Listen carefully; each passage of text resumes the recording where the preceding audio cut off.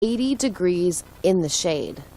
A man wearing a heavy army jacket, a pullover wool cap, and dark sunglasses walked into the First American Bank at the corner of Maple and Main Streets in downtown Short Beach. The man walked up to the teller and held up a hand grenade for all to see. He said, "Give me all your money, all the money in this bank right now."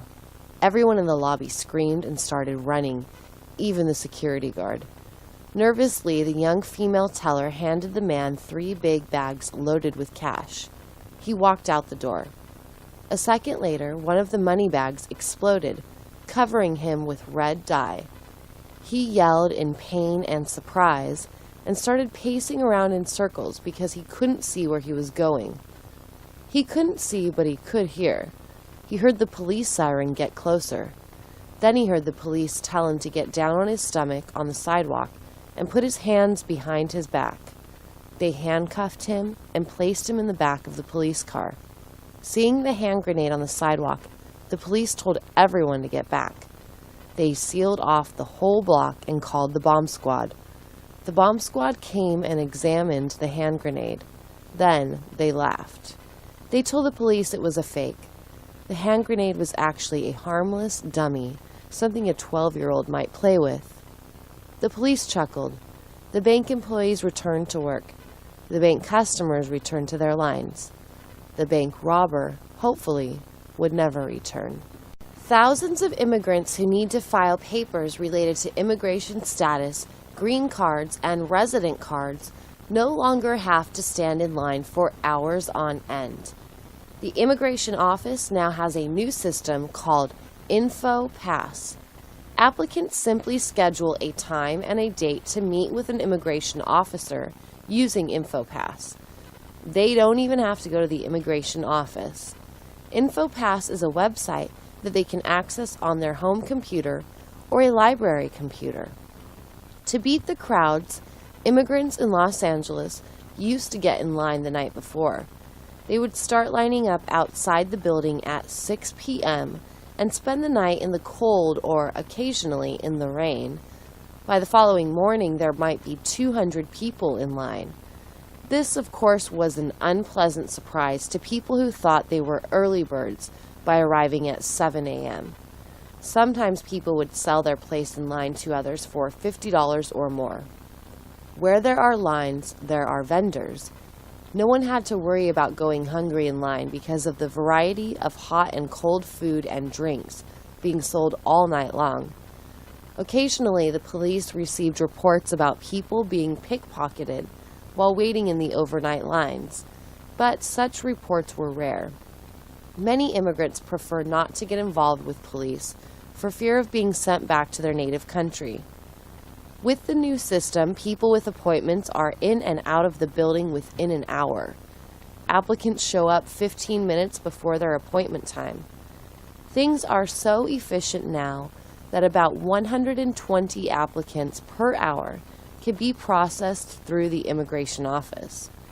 Before Info Pass, it was about 40 people an hour. Jimmy lives on the second floor of a 6-unit apartment building. His front door has 2 locks, a security deadbolt, and a regular door handle lock.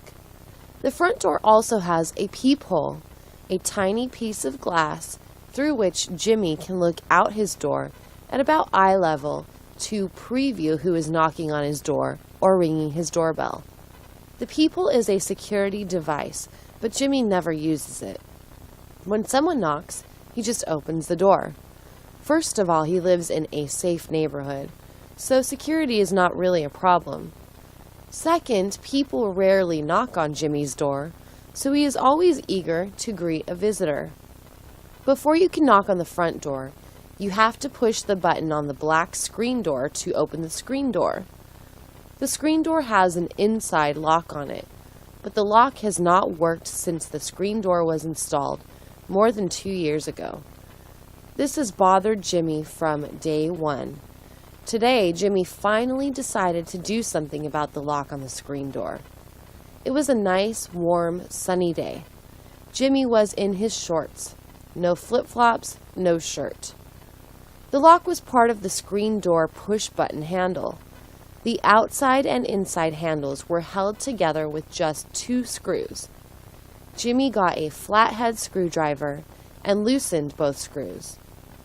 He kept adjusting the screws and pushing on the outside button.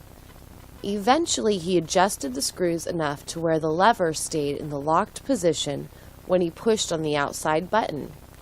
Finally, he had made the right adjustment. But now he needed to put a spacer on the inside handle to maintain that adjustment. He found a piece of plastic that was just the right thickness. He inserted the plastic between the handle and the door frame itself, and then he tightened the 2 screws. Bingo! It worked perfectly. He could push on the outside button with all his might, and the lever would remain locked. Jimmy grinned. The screen door finally worked properly. Jimmy had fixed a 2-year-old problem in less than an hour. He was ecstatic. He returned the screwdriver to the toolbox, thinking, "I'm a genius." It had been another hot spring day. By 10 o'clock in the evening, it had only cooled down to 87 degrees, according to Larry's thermometer in the living room. He rarely looked at this thermometer because he usually didn't care what the exact temperature was. Larry had 2 table fans in his bedroom. Because of the high temperatures, the last 3 evenings had been 2-fan nights.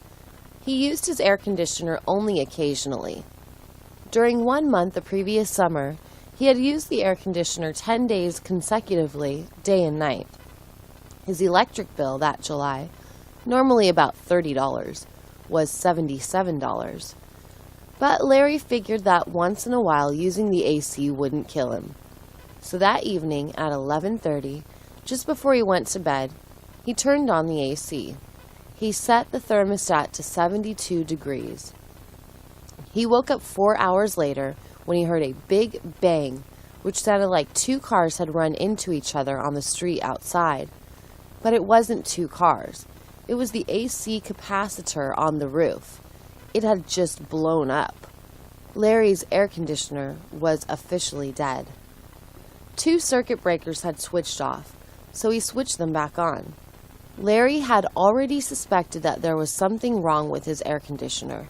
He called Jack, the repairman, but Jack didn't show up until 4 days later because he was so busy repairing all the other air conditioners in the neighborhood. When Jack finally came, he climbed up on the roof. Larry heard a lot of banging. 20 minutes later, Jack told Larry, "You need a new air conditioner. Yours is the original model that came with this apartment building. All the other original AC units have been replaced. Yours lasted longest, but now it's kicked the bucket. I'm going to call your landlady to see if she will approve a new AC unit for you. It's going to cost $1,200, parts and labor." "Wow," said Larry. Jack said that if everything went as planned, he'd install a new unit Monday morning. "Until then," he said with a smile, "stay cool." Larry said no problem, but he wondered if he should drive to the thrift store to look for a 3rd fan for his bedroom. A federal judge sentenced Bruce Jones to 12 years in federal prison for fraud. Over a 10-year period, Jones had managed to swindle almost $10 million from thousands of gullible people throughout the state. He advertised his fantastic ideas on TV. For some reason, Jones said, TV seems to break the ice. Even though you are a total stranger to the viewer, once he sees you on TV in his home, he feels like he knows you. You enter his living room and become a trusted friend. Jones had an imagination that wouldn't quit. One time he showed viewers an official government earthquake report, which proved that the western half of California would collapse into the sea within 3 years.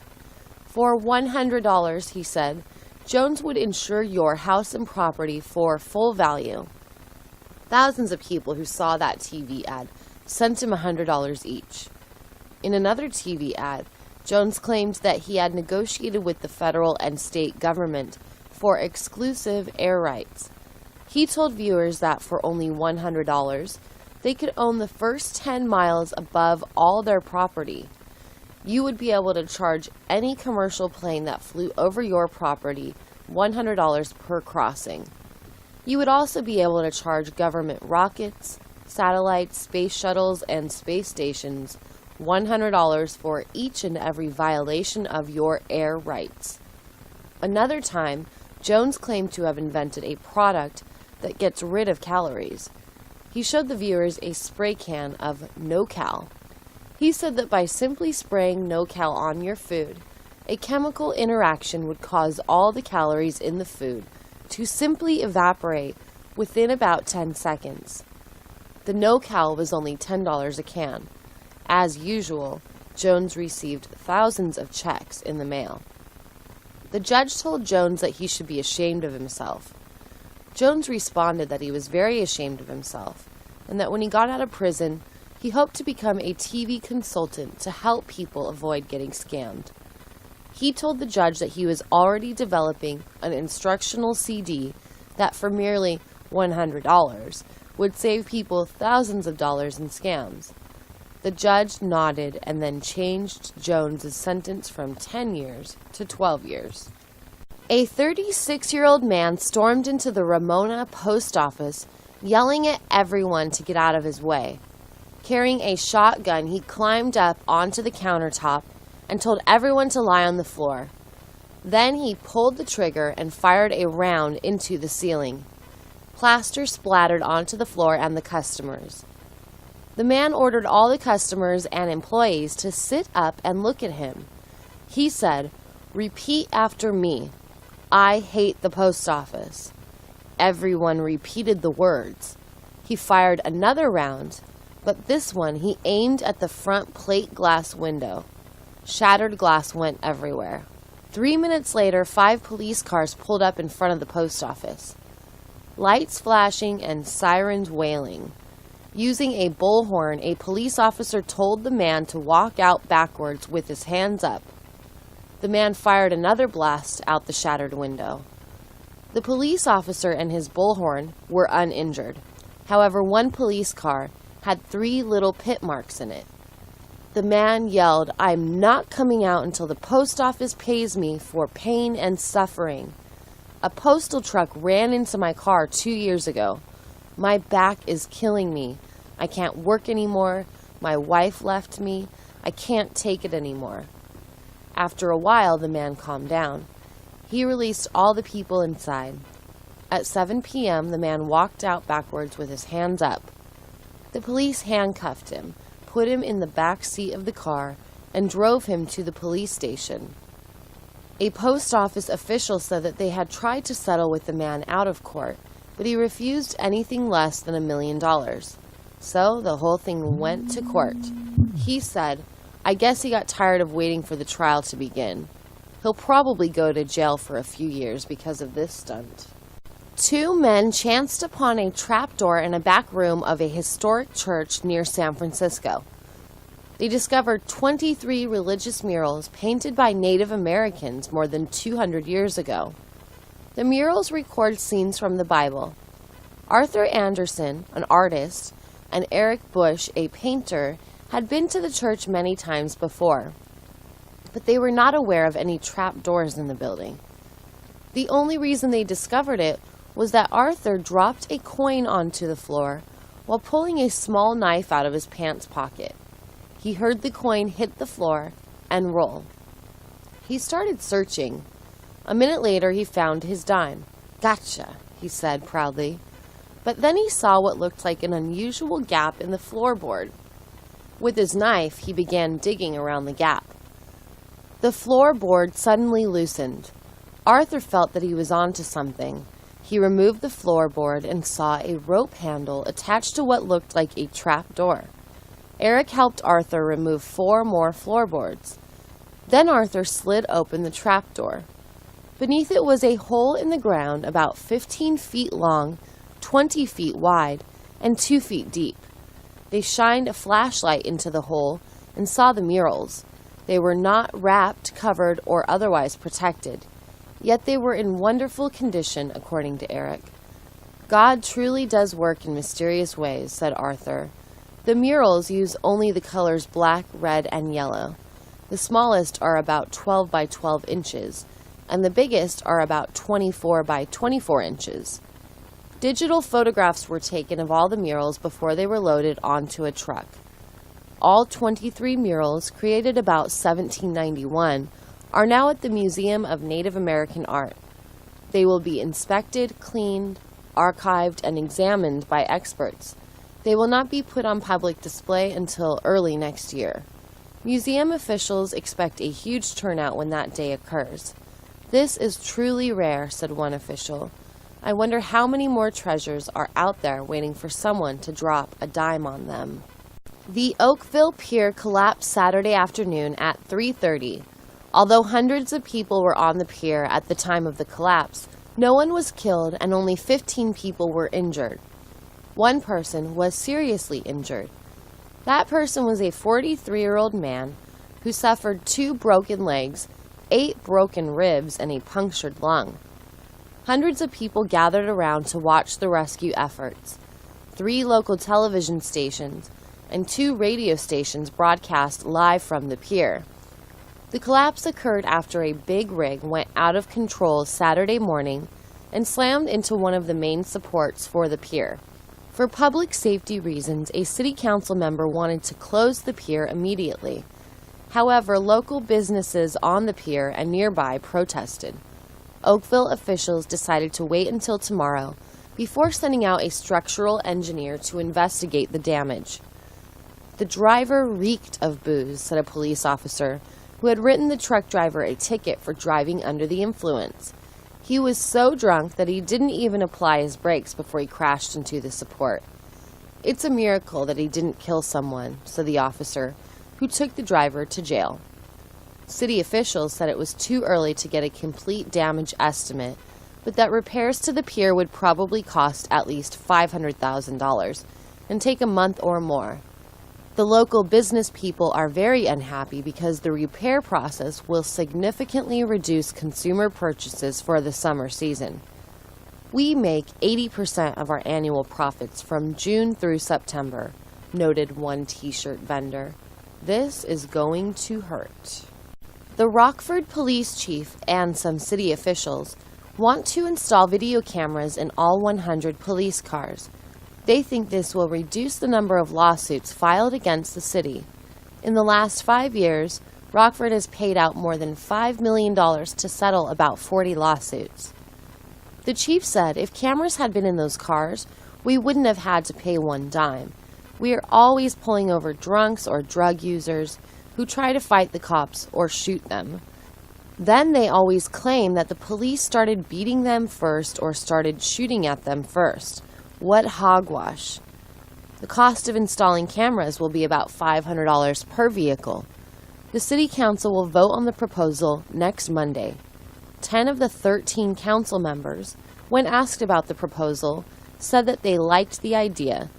One member said that it makes good fiscal sense and common sense. If the cameras are approved, they can be installed in all the cars within 6 weeks. The police officers enthusiastically support camera use. One officer said that too many people think the police are liars. Cameras would show citizens that police tell the truth. The money that we've been spending on lawsuits will be better spent on more cameras, said one officer. Citizen reaction to the idea of police car cameras is mixed. One person said that the police should have started doing this years ago when video cameras were invented. But an elderly man said that cameras were an invasion of privacy. These police are trying to stick their nose into everything, he said. He was going to attend the council meeting to condemn the proposal. He hoped that other citizens would join him. A straight-A student got a C in cooking class and didn't like it. She didn't like it so much that her dad filed a complaint in federal court about it. He alleges that the teacher, who is white, discriminated against his daughter, who is black. He seeks to have her grade changed from a C to an A and asks for unspecified financial damages. Virginia Brown is in the 9th grade at Ashley High School. Since her first year in school, she has had perfect attendance and all her grades have been A's. Virginia's father said her heart was broken when she got the C. She cried the whole weekend, he said. She wouldn't come out of her room. Her eyes were red and puffy. My little girl hasn't been this upset since her cat got run over by a car when she was 6 years old. Virginia is a model student. She's the class president. She's on the swim team, the volleyball team, and the track team. She belongs to the chess club. She is a member of the Girl Scouts and sings in her church choir. The home economics teacher is 28-year-old Jessica Smith. This is her first year teaching. Ms. Smith said that discrimination was absolutely not the issue. Some of my best friends are African Americans, she said. This isn't a black and white problem. Everybody in America wants to sue everybody else. I'm going to sue them for defamation of character and whatever else my lawyer comes up with. The school principal, who grew up in India, said that he supported Ms. Smith 100%. He said that Virginia is an excellent student who would have no problem getting into the best universities, even with a C in cooking. She won't have any difficulty finding a great university, but she might have problems finding a husband, he laughed. She'd better look for a man who likes to eat out a lot. About 2 p.m. Monday, a California Highway Patrol officer was hit by an SUV. The officer was thrown about 10 feet before landing in a hedge. The officer was assisting a motorist whose car had stalled on the freeway. The police officer was listed in stable condition at a nearby hospital. The accident occurred after the fast-moving white SUV drove onto the shoulder where the two cars were parked. The SUV struck the officer before plowing into the police car. The driver of the stalled car was unhurt. The SUV rolled completely over. The driver climbed out of the SUV and took off, running in the direction of a nearby off-ramp. Because another police vehicle was nearby, the police caught the driver quickly. He was charged with drunk driving, property damage, causing personal injury, and leaving the scene of an accident. The driver had no license and no insurance. He had been convicted a year ago of driving while intoxicated. At that time, he had also injured someone and also fled the scene. He was sentenced to jail for 6 months, but because the jail was so overcrowded, he was released in 1 month. "What can we do?" said a policeman. "There are a lot more drunk drivers out there every night than there are police. The only time we can get them off the streets for good is when they kill someone." Hunter Smith, 5, drowned in a swimming pool after apparently wandering away from 2 teenagers, one of whom was his babysitter. Paramedics and hospital staff members spent several hours trying to revive Hunter. Police pulled the unconscious boy from the cold water of the neighbor's pool about 3:20 p.m. Wednesday. The babysitter was 16. The other teen was her boyfriend, 17. The boy's parents had no comment about their son's unfortunate death. Police questioned both teens separately as to how the accident occurred. Their stories did not match. The girl said Hunter disappeared while she was using the bathroom. The boy said Hunter disappeared while he was using the bathroom. After further questioning and some searching around the house, the police determined that the boy disappeared while both the teens were using the bedroom. They had actually put him in the bedroom closet, but were so busy with each other that they never saw or heard the boy leave the closet and the house, an officer said.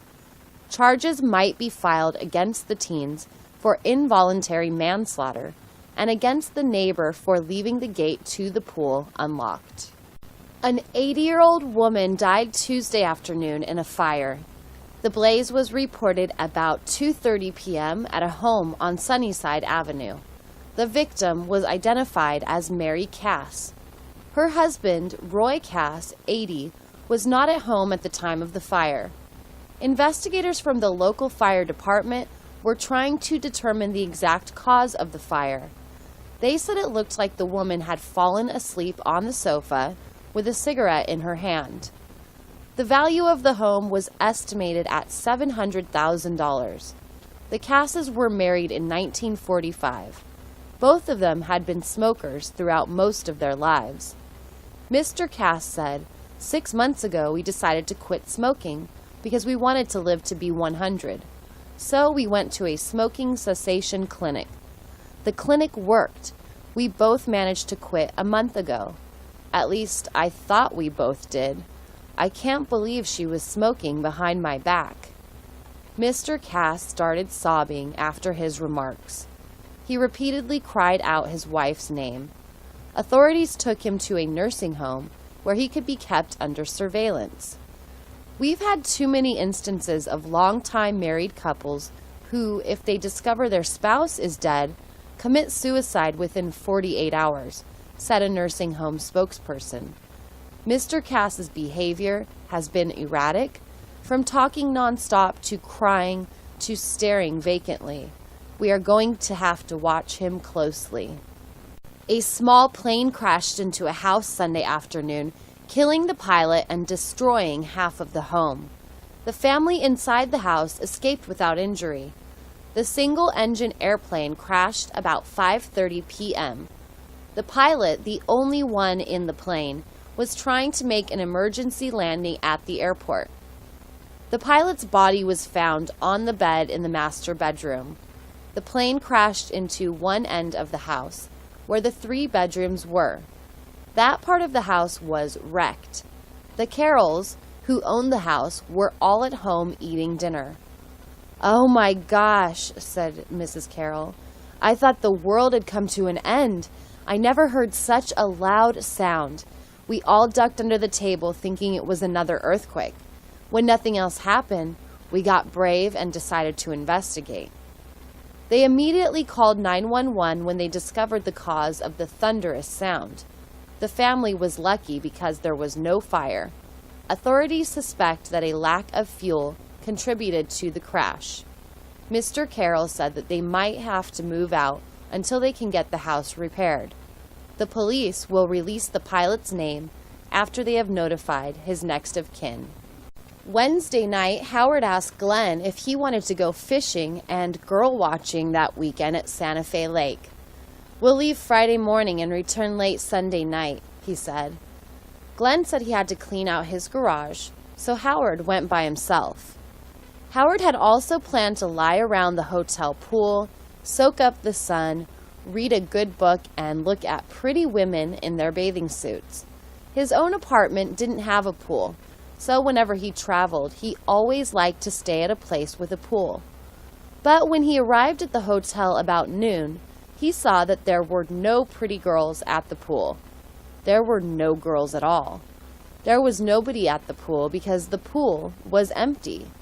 It was being repaired all that week.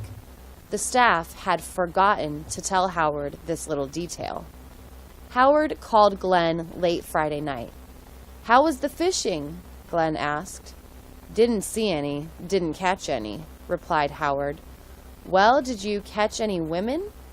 "No, and don't even ask me how many beauties I saw at the pool. I didn't go to any bars, but I did go to a Mongolian all-you-can-eat place and had a good dinner. I think one of the waitresses liked me. She asked me if I wanted extra ketchup." "Well, I hope you said yes.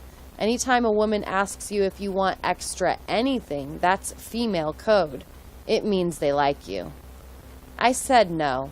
There was a whole bottle right in front of me." "Well, you blew it. I don't know when you're going to learn to pick up on those signals. Next time I'll go with you and show you all the tricks. If you knew all the tricks, you wouldn't be divorced 3 times. A woman decorating her Christmas tree Monday was shot in her left arm when a bullet went through her living room window. Police said the incident occurred about 5 p.m. A .22 caliber shell casing was found across the street from the victim's home. Police did not find a weapon in the vicinity. Mrs. Wilma Johnson was treated at a local hospital and allowed to go home. A hospital spokesman said she should recover nicely. She is in her late 50s, divorced, and living with Bob, the older of her 2 adult sons. Bob wasn't home at the time of the shooting. Police will patrol the area more frequently as a result of this shooting. They don't know if the shooting was intentional or accidental. They are asking the public to help if they know anything. They interviewed the neighbors. One neighbor said he heard a gunshot, but in this neighborhood, he said, he was used to hearing gunshots.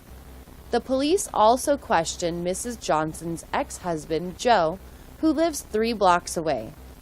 Joe said if he was going to shoot at his ex-wife, he'd make sure he shot her in her butt. That's a target you could hit from a mile away, he laughed. Despite such remarks, the police spokesperson said Joe is not a suspect at this time. Bob Evans died about 1:30 a.m. after a woman stabbed him in the back outside Lover's Lounge. Police who arrived at the club found Evans lying in the parking lot with a bloody ice pick on the pavement next to him. A sobbing woman was cradling the victim's head in her lap and stroking his hair. Police identified the woman as Sarah Haynes, 39, an emergency room nurse. They took her into custody and said she would be booked for murder. She was Evans' longtime girlfriend. The lounge's bartender said Haynes started arguing with Evans when she saw him dancing with a young woman. "I thought there might be trouble when I saw her walk in," said the bartender. "She was looking all around with a wild look in her eyes. He was on the floor dancing away with this young blonde. She went straight at them. She pulled the blonde out of his arms and started yelling at him." Evans then led Sarah outside, apparently to avoid a scene inside the club. A witness who was sitting in his car told police he saw them argue for a couple of minutes. When Evans turned around to walk back inside, Sarah pulled the ice pick out of her purse and stabbed Evans several times. He collapsed to the ground. Then she sat down, put his head in her lap, and started crying. A 70-foot fishing boat, the Shark Catcher, sank 5 miles from shore today in the Pacific at about 4:30 p.m. The boat was returning from a successful one-day trip. There were 17 anglers aboard and 4 crew members. There were also about 100 freshly caught tuna, salmon, and mackerel aboard. Some of them may have also survived the sinking. Luckily, the Shark Catcher started sinking when it was only a quarter-mile from another fishing boat, the Tuna Taker, which was also returning from a day trip. The 2 captains, Mo and Curly, had been talking to each other over the radio while headed back to their landing in Santa Barbara. They were comparing notes, who had caught what, how much, and where. During their conversation, Mo heard what sounded like an explosion. He told Curly to hold on a minute. Mo's crew discovered a hole in the hull that was too big for plugs or pumps. Mo told Curly he needed his help. Mo then told all the passengers to don their life jackets and abandon the boat. "This is the second boat that I've lost," said Mo. "The good thing, of course, is that I've never lost any paying customers." Curly, captain of the rescue boat, said, "We were lucky that it was a clear, calm day. We pulled a lot of people out of the water, but it went very smoothly. I think the Coast Guard will be proud of us." "Oh no," Denzel thought. Where'd that come from? He was looking at a big red, dry stain that was on the carport where he always parked his car. There was only one thing to do. Check his power steering fluid and his transmission fluid, both of which are red. The power steering fluid was at the proper level, so that left the transmission fluid. A small leak could result in a damaged transmission, which could cost $1,000 to $2,000 to repair or replace. Denzel did not have $1,000 or $2,000. Denzel was not sure about how to check his transmission fluid level, but he found the instructions in his car manual. They were not complicated. He ran his engine for about 15 minutes to get it up to normal operating temperature. Next, he shifted the transmission through all the gears, and then let the car idle for 3 minutes in park. Then he pulled out the dipstick. The fluid was at the correct level. Denzel breathed a sigh of relief. As he drove off in his car, he wondered if he would ever find out the cause of that stain. Or would it be one of those mysteries of life, like the mystery of why his last girlfriend had left him? "Why did you break up with me?" he had asked her on the phone a while ago. "I thought everything was going well between us. Then, wham, out of nowhere, you told me we were through. You needed more space, you said. What does that mean?" "It's a long story," she replied. "Go ahead," he said. "I've got plenty of time." "I've got to go," she said. "Women," Denzel muttered as the phone went dead.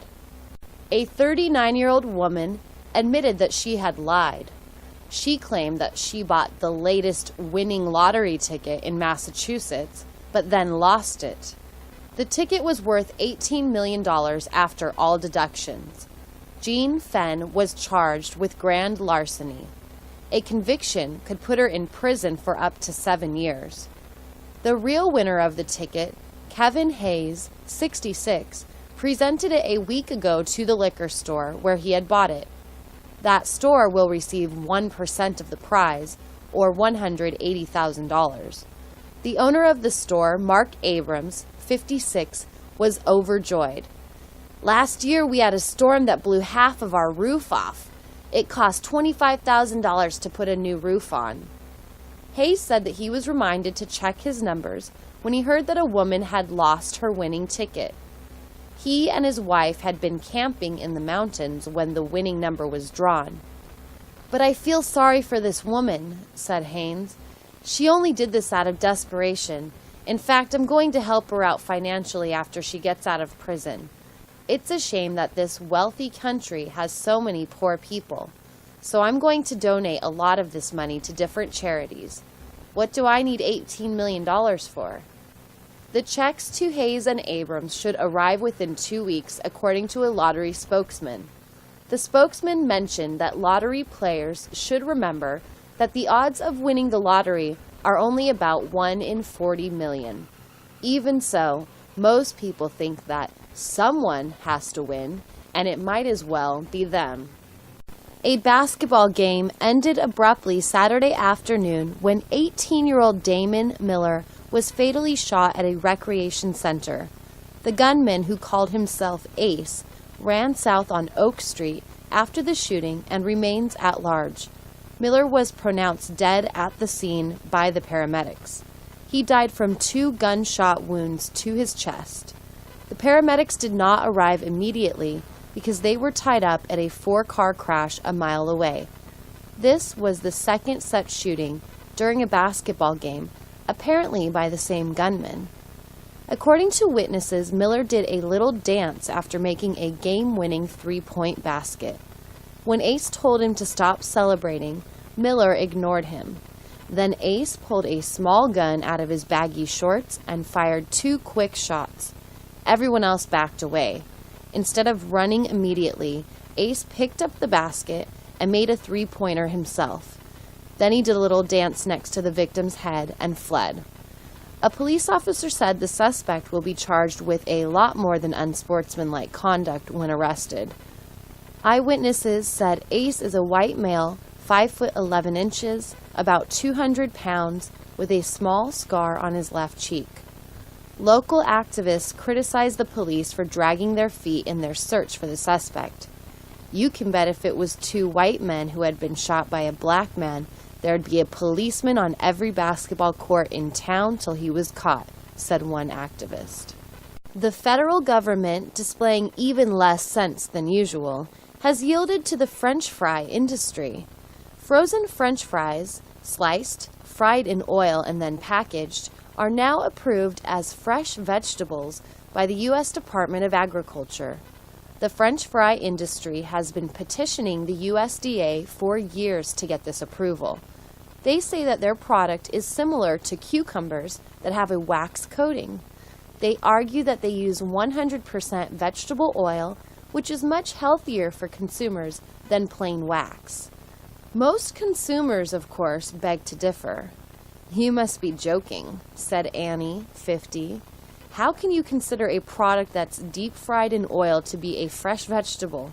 Even if I steamed broccoli, I could no longer call it fresh broccoli. It's cooked. I wish I were a lobbyist so my congressman would help me. Unfortunately, I'm only a tax-paying citizen." The USDA defends its decision, saying that potatoes undeniably are vegetables. Although French fries are fried in oil, they are still potatoes. If you let them sit on your countertop for a couple of weeks, a USDA spokesman said, the fries will rot just like all other fresh vegetables. Consumer advocates say the USDA has totally lost touch with the consumers. They'd probably declare that eggshells are nutritious if a lobbyist asked them to, said one advocate. Mark was cursing the driver in front of him because she was creeping along. He was running late for a golf game with his friend Barney. He was on a 2-lane road that led to the golf course. The road was straight uphill. It went for 6 blocks through a busy residential neighborhood. There was a 4-way stop sign at the end of each block. Every time the woman ahead arrived at a stop sign, she looked left and right. Then she looked left and right again. Then she proceeded slowly forward. Mark was pulling his hair out. "Never be in a hurry in LA," he muttered to himself. Mark didn't pass her because there was too much oncoming traffic. At the very last stop sign, she turned right. At last, no one was in front of him. Mark put the pedal to the metal to make up for lost time. However, as soon as he rounded the first curve, he had to immediately brake for a cement truck crawling up the hill at about 5 miles per hour. Mark couldn't believe it. His tee time was 11:45, and it was 11:39. Mark ignored the solid yellow line and passed the truck. It was 11:40 when he got to the parking lot. He walked quickly to the clubhouse to tell Mel, the assistant pro, that he had arrived. Mel said, "We're running about 10 minutes behind, so you're okay." But Barney just called. He said there was a fatal accident on the freeway. The highway patrol closed his side of the freeway. He said to go on without him. He's going back home. Grady was rich, but he was 78 and on his deathbed. No amount of money or love could save him now. In his youth, Grady had been a major skirt chaser. No woman was safe from his charm. He used to juggle 3 or 4 girlfriends at a time. He'd often accidentally call them by the wrong names. The first time that happened to a new girlfriend, she would get upset. Instead of lying, Grady would admit that he had another girlfriend, or 2. But he would quickly add, "You are my number one. You'll always be my number one." Somehow this little white lie often worked. Sometimes his various girlfriends would even end up meeting each other and become fast friends. Any attractive woman was a target for Grady. He would walk right up to her and say, "You're very attractive. Are you single and unattached?" If she said yes, he'd invite her out for a cup of coffee right then and there. If she said yes, but she didn't have time just then for coffee, he'd get her phone number and ask for a rain check. If she said no, he'd ask her if she had a twin sister who was single and unattached. This often made the woman smile or laugh. Sometimes she would change her no to a yes. Grady was a wonderful dancer. He was just average-looking, but he carried himself with confidence and had a ready smile and a pleasant laugh. He was well-read, he knew 1,000 jokes, and he had no bad habits.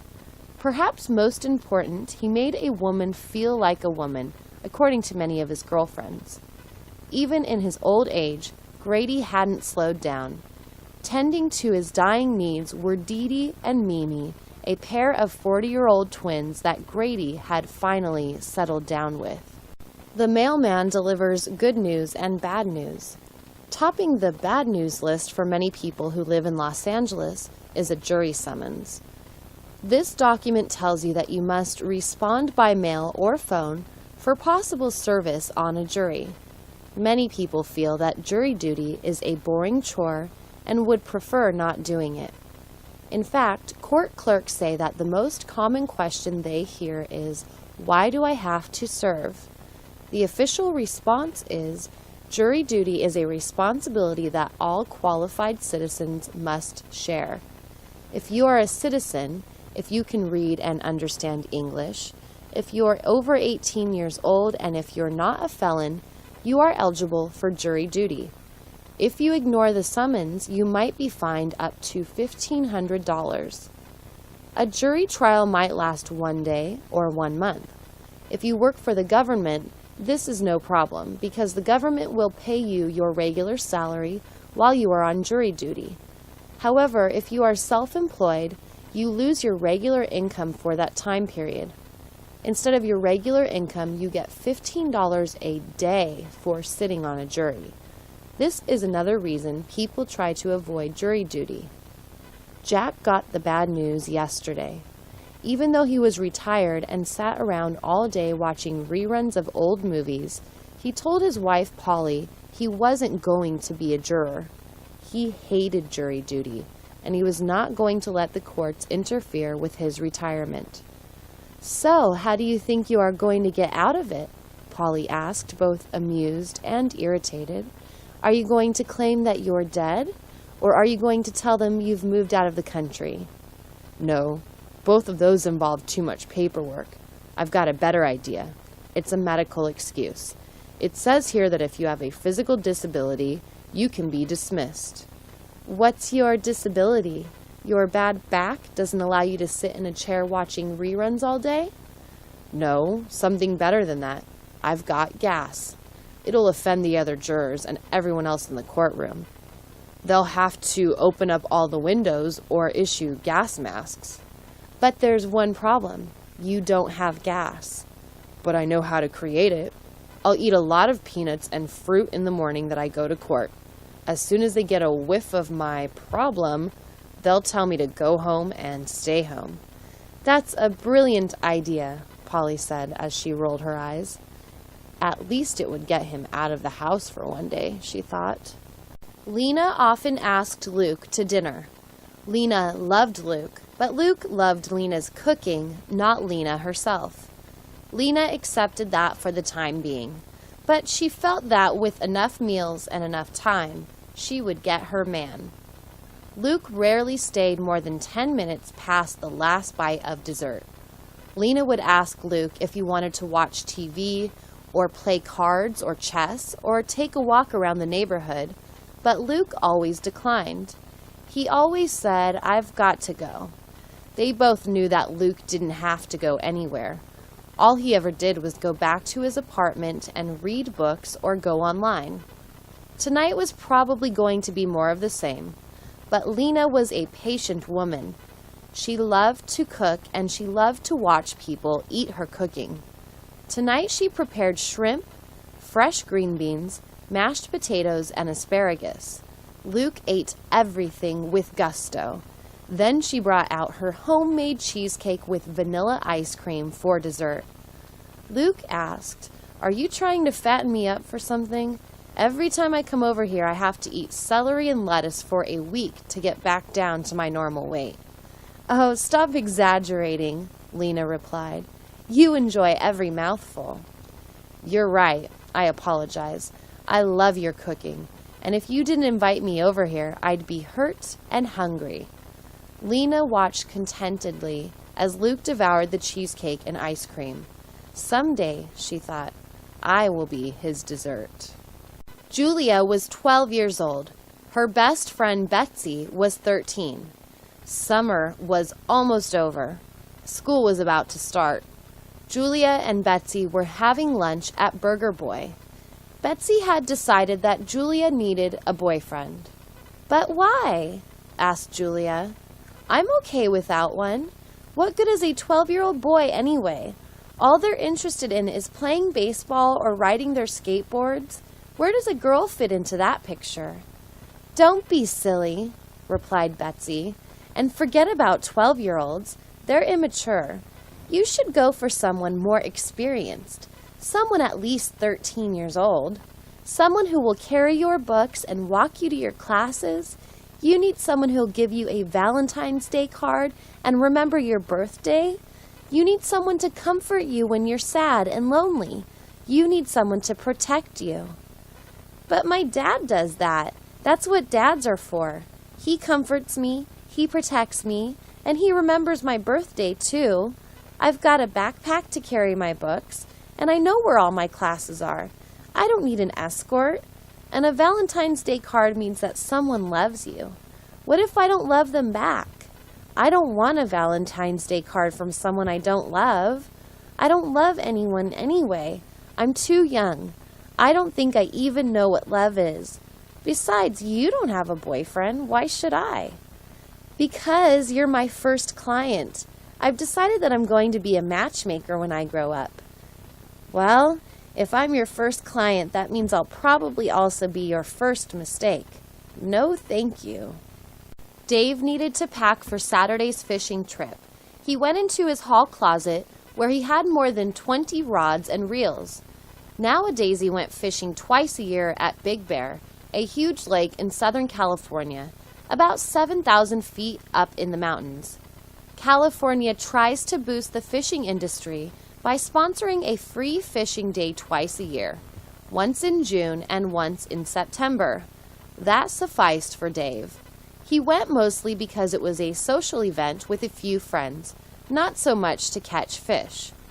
Even by itself, the scenic drive up a twisty 2-lane road was worth the trip. Not to mention the big, beautiful houses and trees that lined the shore of the lake.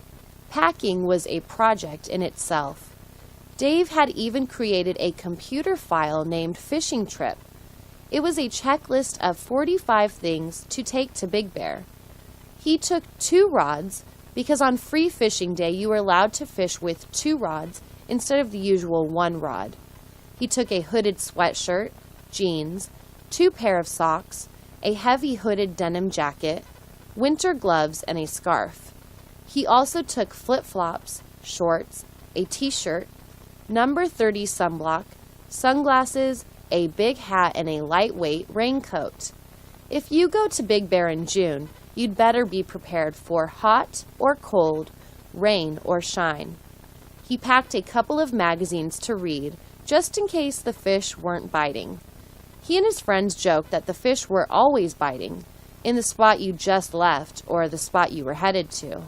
After about an hour and a half, Dave had gathered all the items on his list into a neat pile next to his door. He went to bed knowing that tomorrow's weather and fishing were unpredictable, but the good time with his friends was a given. A Continental Pacific Railroad freight train derailed on Tuesday about 40 miles north of Sacramento. The exact cause is still being investigated, but authorities say it was no accident. The head engineer said everything was fine, then suddenly, everything wasn't. Of the freight train's 86 cars, 22 went off the tracks. Unfortunately, this incident did not involve any fatalities, human or otherwise. The head engineer was treated for a broken wrist at a nearby hospital. He was the only casualty. Trains throughout California frequently carry dangerous cargoes, such as chemicals. When these trains derail, authorities immediately evacuate nearby communities because of the danger of explosions or of harmful fumes. However, this train carried only lumber, new automobiles, and cattle destined for slaughter. After the mishap, lumber was scattered on either side of the tracks. About 20 automobiles were damaged. The biggest problem, however, was the cattle. About 300 of them were standing on or near the tracks, wandering into the nearby woods, or standing on the nearby highway. Traffic on the 2-lane highway was backed up for almost a mile in each direction. "We know who did this," said a California Highway Patrol spokesman. The train was sabotaged by a group called Tofu for You. They left their pamphlets all over the crime scene. They liberate animals that are on their way to the slaughterhouse. They think Americans should eat tofu instead of meat. They're wasting their time. All these cows are going to be burgers by tomorrow night. A classical guitarist was thrilled to hear from New York City police that his valuable guitar had been found. It disappeared almost a year ago when he got out of a taxi cab and forgot to take the guitar with him. Lawrence Lennon, 44, said he was running late that day. He was talking to his manager on his cell phone when he dashed out of the cab. He said that he gave the driver $60 and told him to keep the change. He walked through the front doors of the concert hall, still talking on the phone to his manager. Upon discovering his loss, Lennon used his cell phone to call the police. The policewoman asked him for the name of the cab company, the number of the cab, and the name of the driver. He said that she had to be kidding. She told Lennon that he could file a missing items report at the police station or online. Lennon asked for the online address. It was www.nypd.gov/to-protect-and-to-serve/have a nice day. She told him that finding the guitar might take a couple of years. Finding guitars was not as important as finding murderers and marijuana smokers. Then she told him to have a nice day. "This year has been depressing," said Lennon. "I had to postpone the recording of 2 new CDs. I've been using borrowed guitars, and I was losing hope of ever recovering my guitar." Lennon was reunited with his $1,000 guitar yesterday. The case and the guitar had been discovered in the corner of a coffee house only 2 blocks from where Lennon had lost it in the first place. Lennon had offered a $10,000 reward for its return. He said he would give the reward to the coffee house owner, who had notified the police. The police department prepared a news release about its success in tracking down the guitar. Lois Castle, 58, committed suicide at home with a revolver yesterday. 2 police officers heard a single gunshot as they were about to knock on her front door. They were at her house to arrest her for the 1970 murder of her young stepdaughter. Castle apparently realized that she was going to be arrested. Only a month earlier, she had been interviewed by detectives about Dorothy's death 35 years ago. In 1970, Castle told police that the girl had fallen out of a tree she was climbing and hit her head on a rock. But Dorothy's natural father, Dwayne, who was married to Castle at the time, thought his wife was lying. "She said she would hurt me if I bother her again," Dorothy had told her father earlier. "Your little girl is making up stories about me. I try to love her, but she rejects me," Castle told Dwayne. An autopsy was inconclusive, and the death was ruled accidental. Dwayne divorced Castle shortly thereafter. But the case was reopened recently when a playmate of Dorothy's came forward. Beverly Lisenby, also 7 at that time, said she was about to knock on the door of Dorothy's house that fatal day. But instead of knocking, she listened quietly as she heard Dorothy screaming for help and Castle telling her to shut up. Beverly listened until it was silent inside, then ran back home. She was so shaken by the event that she had told no one in all these years. The coroner dug up Dorothy's body and did a second autopsy. Using new crime-solving tools, he determined that Dorothy had been struck in the skull several times by a rock the size of a baseball. The police are now trying to locate Dwayne to tell him the good news. The annual teachers' meeting was the only time that all the teachers got together in one place at one time. It was a 3-hour meeting from 7 to 10 p.m. Lecturers talked on various subjects. Each talk was followed by a question and answer period. It was an informal, pleasant evening. The evening always began with a delicious dinner catered by a local restaurant. This year's host was a Middle Eastern restaurant. Teachers piled as much as they wanted on their paper plates and found a seat outdoors or in the auditorium.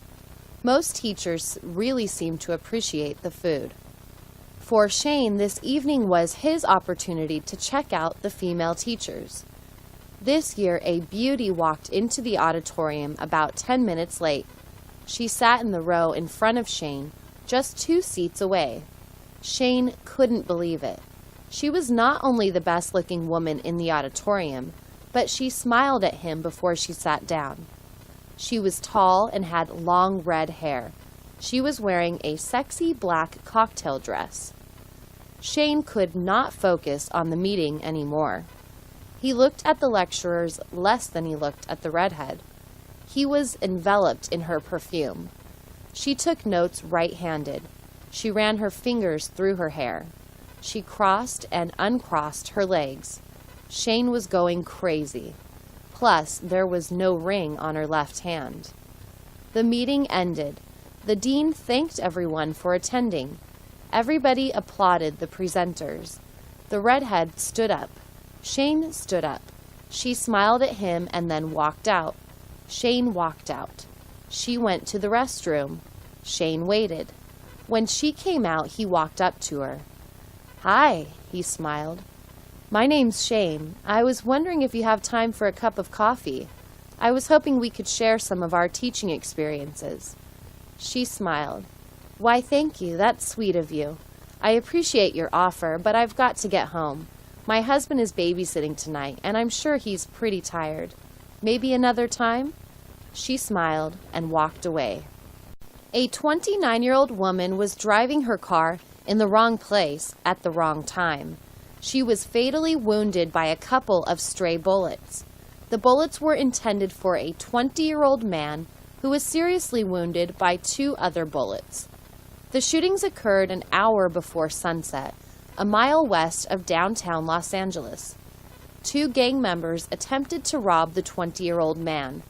The victim punched one of his attackers, knocking him down, and then took off running. As he ran, the gangsters fired several times and struck him in the back. They also put a couple of errant shots into the head of the woman driver. Mortally wounded, she crashed through the big glass window of a salon, coming to a stop at the hair-washing sinks. Fortunately, the salon was closed because its owner was at a family funeral. His nephew had been stabbed to death by a gang member a week earlier. The gang member who was robbing the nephew got angry when all he found in the nephew's wallet was $1, an ID card, and a library card. "A library card?" the gang member said angrily. "You think you're smarter than me? If you're so smart, why are you getting robbed?" He then stabbed the victim multiple times, ripped up the library card, spit on it, and ran away. "This city's getting ridiculous," said a local neighborhood watch member.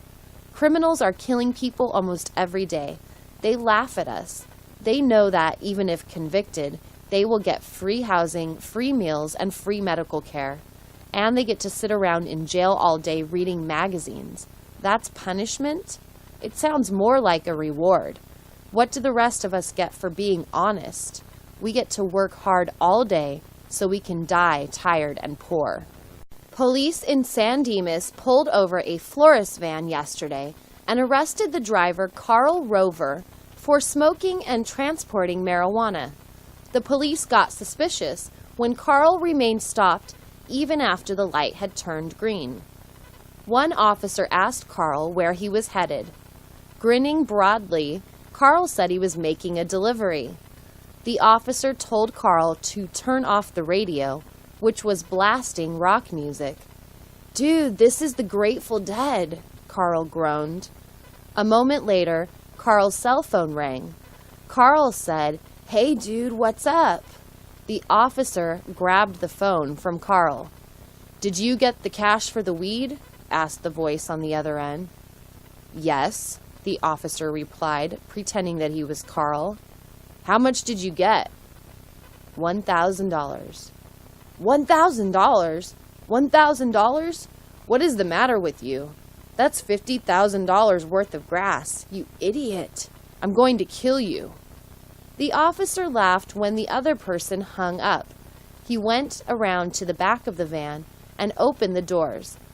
Although there were flowers in the back, there were also many plastic bags, each about 12 inches square, packed tightly with marijuana. In the cab of the van, a joint was smoldering in the ashtray. The officer took it out of the ashtray and held it up to Carl. "What do you know about this?" he asked Carl.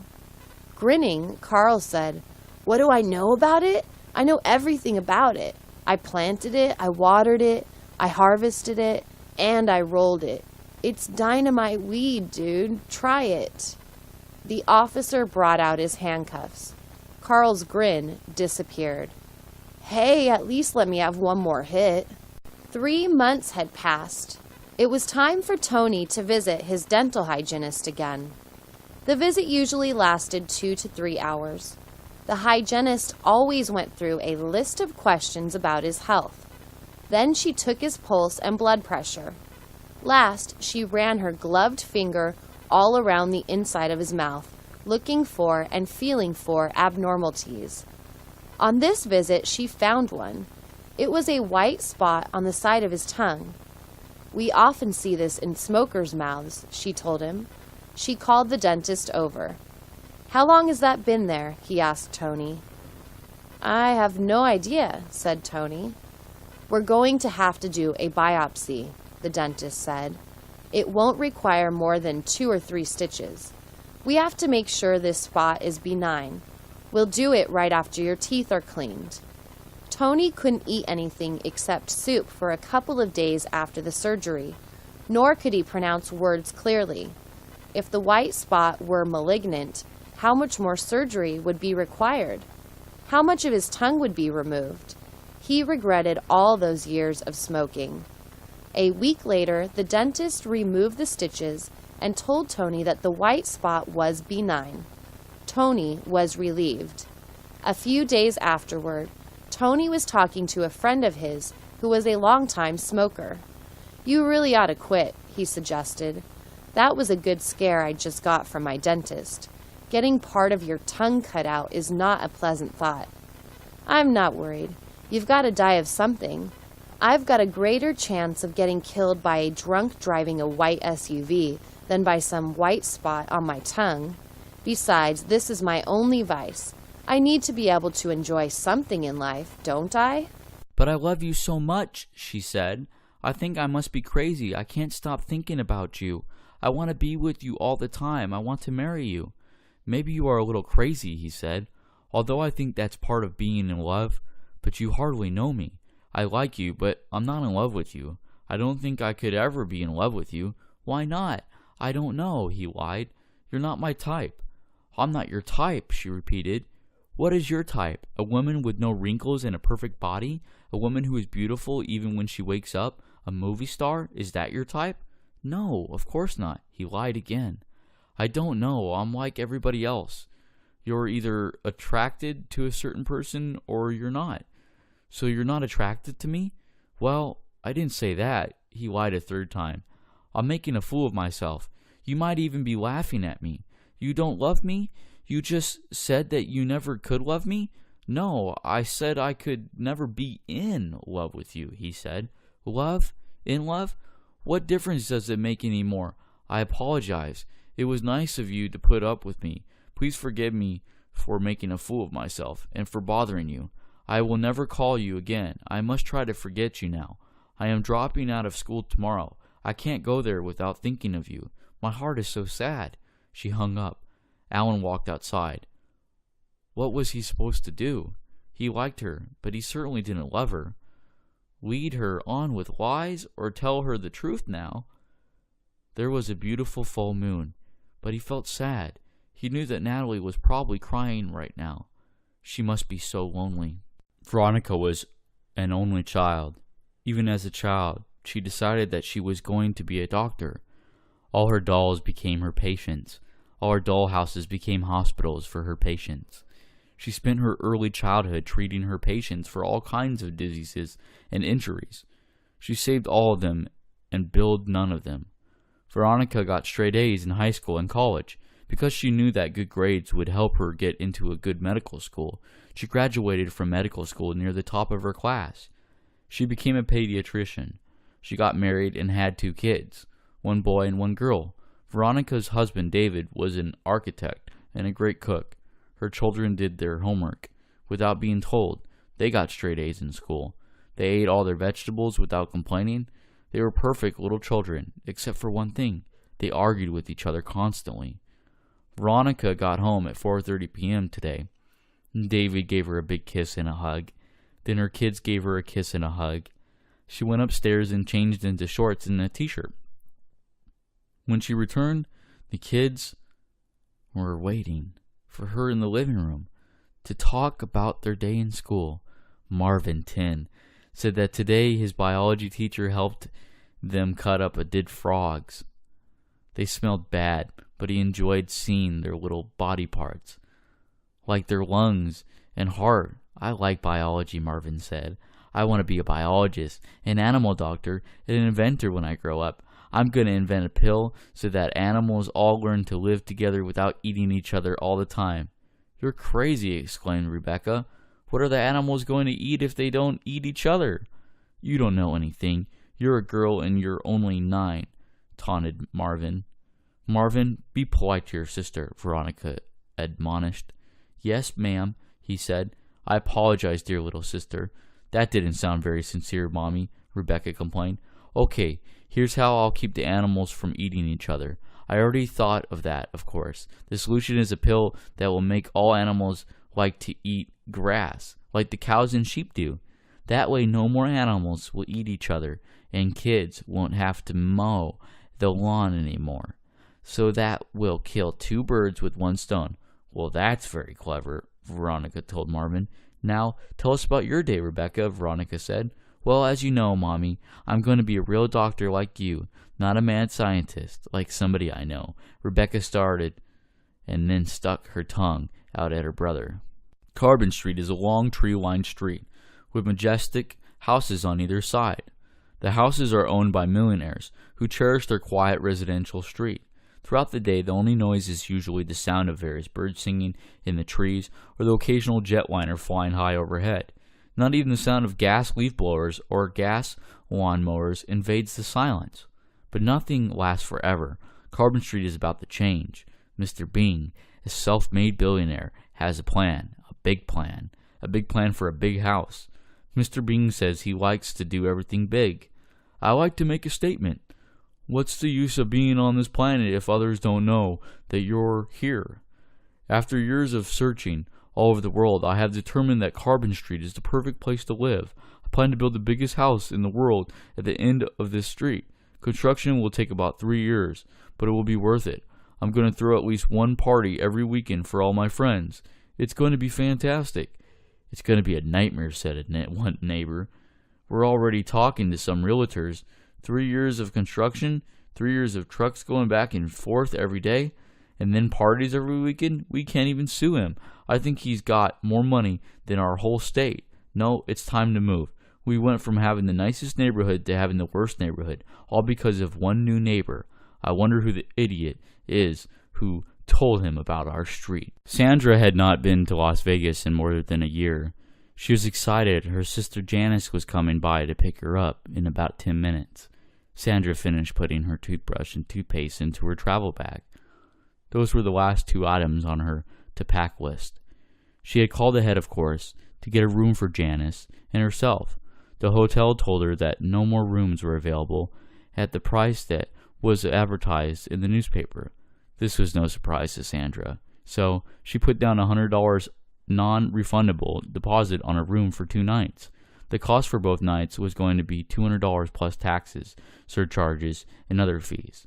She looked at her watch. Janice was late, of course. Sandra had forgotten to remind Janice of today's departure time. She put it kindly. Janice was not exactly the most organized person in the world. Sandra called Janice up. She left a short message. Where are you? It's time to go to Vegas. A few minutes later, Janice called back. She had a big problem, a schedule conflict. She had already promised to attend her daughter's 8th grade graduation ceremony this very weekend. Oh, Sandra, I'm so sorry, Janice said. I know how much you had wanted to do this. I thought Alice's graduation ceremony and party were next week. I get so confused sometimes. I'll make this up to you, I promise. Maybe you can call up Lily. she might be available, even though it's really short notice. If not, don't worry. I'll pay you for everything, and we can make plans again." Sandra sighed and dialed her friend Lily. She wondered how Janice had made it through life so unorganized. A woman golfing with her husband and her mother was taken to the local hospital yesterday afternoon. The woman was struck by a golf cart driven by her mom. Ginger Rogers, 55, was hit by the cart about 2 p.m. at Fairway Golf Course. She was examining her 50-foot putt on the par 5 10th hole when she heard her mother scream. Ginger turned around just in time to see her mom driving straight towards her. The force of the collision knocked her over, and the cart then ran over her foot. Her mom, 81 years old, said that a squirrel had jumped up into the cart looking for snacks. She tried to shoo the squirrel away. Instead, it rose up on its hind feet and made a hissing sound. Startled and frightened, the old lady hit the gas pedal. The paramedics arrived about 15 minutes later and treated Ginger for a broken left ankle. They gave a mild sedative to her mother, who kept muttering, "Vicious, simply vicious." Then they took Ginger to the hospital. Mr. Rogers promised his wife he would visit her after he finished his round. John Dean, an attorney for the golf course, said the golf course was not responsible for the actions of its animals. He added, "If the ladies want to sue, they'll have to sue the squirrel. We're still assessing the damage to the cart and the green. It looks fairly light. I doubt that the driver will owe us more than $1,000."